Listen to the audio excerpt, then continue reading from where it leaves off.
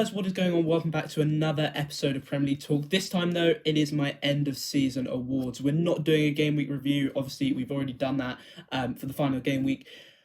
What a season we've just had. Surprises in managers, players, results, games. Just absolutely phenomenal. So we're going to run through my awards for the season because it's just been incredible. And yeah, what a season. Anyway, we will start with manager of the season. Now, there's a lot of candidates I could have gone for here. You're thinking De Zerbi, Ten Hag, Arteta, Guardiola, Eddie Howe. I think Gary O'Neill has to be in there because he kept Bournemouth up. But I have gone with Eddie Howe. I think the way he's just transformed this Newcastle side, obviously, they haven't, as I've said on numerous occasions throughout the season, they haven't gone out and just bought the big money players for a quick fix. They've bought the right players and he's really managed to gel them together, like Dan Burn at left back. Joe Willock's turned into a different player under Eddie Howe. I mean, absolute beast. Joe Linton's revived his Newcastle career. He's been phenomenal all season, and to get them into the Champions League for the first time in over 20 years, fair play to him, and that's something you should be thoroughly impressed, thoroughly chuffed with. I didn't go with Pep because fundamentally, in the Premier League at least, he didn't really improve. He won the league again, and they ended up on less points than they did last season. So I think that's actually a bit of a letdown. I mean, obviously not. I'm not trying to throw dirt on Man City here because they're a phenomenal team, and in a week's time we could be talking about them being the treble winners. So we have to be careful what we say. But I think in Premier League terms, he hasn't improved. So I'm not really going to give that to him. Anyway, moving on to player of the season. Obviously, it's got to be Erling Haaland. I mean, what an impact this man has had. 36 goals in the Premier League this season, into the late 50s in goals for the whole season as a whole, like in all competitions. Phenomenal effort from him. 36 goals, new Premier League record. He has been on absolute fire. And you know what? Deservedly Golden Boot winner, deservedly Player of the Season. Look, I think he's played in a very different Man City side. Obviously, we've seen Man City sides in the past, especially last season was a prime example. They played with a false nine where they had either Gabriel Jesus, maybe even a Phil Foden. Ever since Aguero left, maybe even a Phil Foden just sitting in that false nine role, dictating the play. So the number nine really got less goals.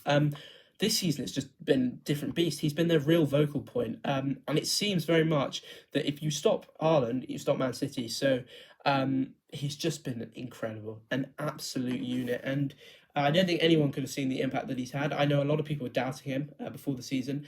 I think that was a bit stupid, but I still don't think anyone could have seen the impact that he's had like this. I mean, he was just utterly incredible. So he gets my Player of the Season vote. Moving on to Young Player of the Season. Now, I could have given this to Haaland as well, but because he's won Player of the Season, I'm not going to.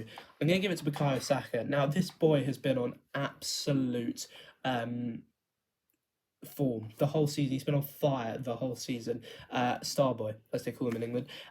Look, he is just absolutely incredible. He's been unplayable at times. I mean, goals, assists, linking up the play, even defensive moves. He's been phenomenal the whole year, and I absolutely love him to bits. I'm so happy he signed a new contract extension.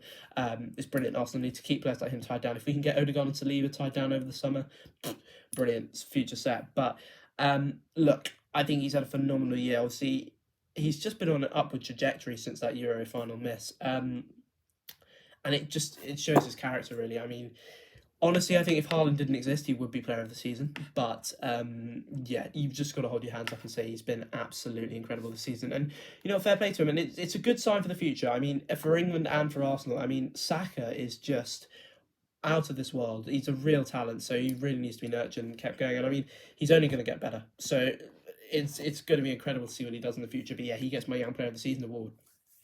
Signing of the summer. Now, there's a lot that I could have gone with here. You think Nick Pope, Erling Haaland. Who else? Who else has been phenomenal? That's a tough one, actually. Nick Pope, Erling Haaland. No one else has really. I think Matthias Nunes had a big impact at Wolves, but I've gone with Casemiro. I think he has absolutely transformed that Manchester United midfield. You're thinking this time last year, we were sitting there thinking they've just gone through a whole season playing McTominay and Fred as the central midfielders. Casemiro's come in, and I think no one really expected it at all. He came in, obviously, in the summer, and was like, oh, this is a retirement signing from Manchester United. He's 34, left Real Madrid. his career was on the decline, but no, he's been absolutely phenomenal. Not just up with goals, assists, crucial in winning the ball back in the. He's also been crucial in the build-up play as well. He's had a phenomenal season, and it's only credit to him, because to keep going and doing that at 34 is just fair play. He was in the conversation for Player of the Year as well, I think, in my view. He had a phenomenal effort, so fair play to him. He gets my signing of the season.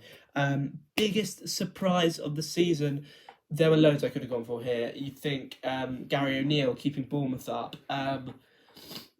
Brighton as a whole, their team getting into Europa League. Aston Villa, their turnaround after the start of the season. I have gone with a Brighton, someone from Brighton. I've gone with Roberto De Zerbi. I mean, obviously, we know Potter left to go to Chelsea earlier in the season. They brought De Zerbi in as a replacement, and wow, he has absolutely transformed the way that Brighton play. They're forward-thinking, they're precise, they're attacking. They're just dominant, and they are a real force to be reckoned with. And I cannot wait to see how they do in Europe next season. But yeah, I don't think anyone could have foreseen the impact that De Zerbi would have at Brighton. I mean, when Potter left, I think everyone was like, oh, this is the beginning of the end. McAllister will leave, and Matoma will leave, and I still think they might leave this summer, Caicedo as well. But he turned these players into, obviously, McAllister came back from the World Cup, a World Cup winner, but Mitoma, Caicedo, McAllister, he just improved their game to a next level. Solly Marsh has been absolutely transformed under him. And look, I think I'd be really disappointed if he didn't get moved to a big club in the future, like a really big club. Obviously, I'm not saying that Brighton aren't, but maybe a big six in the Prem, or Real Madrid, or Barcelona, or maybe to Bayern or PSG or something. I could definitely see it happening. But look, I think he has to be a surprise of the season, 100%. And finally, my favourite game of the season would be Arsenal 3, Manchester United 2. Now, look, I could have gone with Spurs 4, Spurs 3, Liverpool 4, Bournemouth versus Arsenal, where Arsenal won 3-2. I think there have been some phenomenal games, but I am going to go with the Man United Arsenal game, just because I thought it was vintage Man United, vintage Arsenal Manchester United. Two sides going hammer and tong at each other. There was a real fuel of passion in that game. I mean, Man United going 1-0 up, Arsenal dragging it back to 2-1, United making it 2-2, and then Nketiah in the final minute making it 3-2 to Arsenal. It was a brilliant game. It blew my mind. I mean, Rashford, that goal was incredible. Saka then equals it with an equally incredible feat. Martinez, what a header. Nketiah grabbing a header as well, and then the final minute he just pokes home Odegaard's deflected shot. Look, both of these sides have phenomenal seasons, and I think they did really well, considering they both finished 5th and 6th last season to go up to 2nd and 3rd. So 3 places jump respectively. Fair play to them. That's my game of the season. But yeah, what a season this has been, guys. Seriously, it's been incredible. And for me personally, I just want to say thank you, because honestly, if you tell me now that we would be where we are back in October when I started doing the Premier League talks, I wouldn't have believed you. But seriously, I just want to say thank you. So thank you so much for watching my videos. Anyone who's liked, subscribed, commented, it means the world to me. So thank you very much, and I will see you in the next one. Cheers.